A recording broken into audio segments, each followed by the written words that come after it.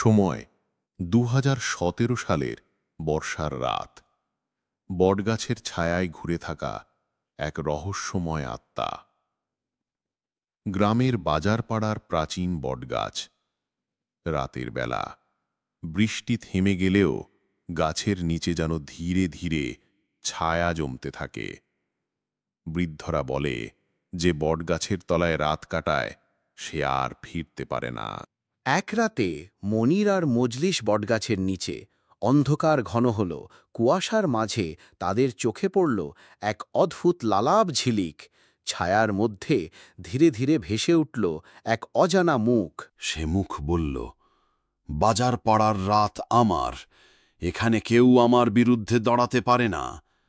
মনির আর মজলিস দৌড়ে পালালো, কিন্তু কেউ জানে না তারা বটগাছের ছায়ার হাত থেকে মুক্তি পায় কিনা।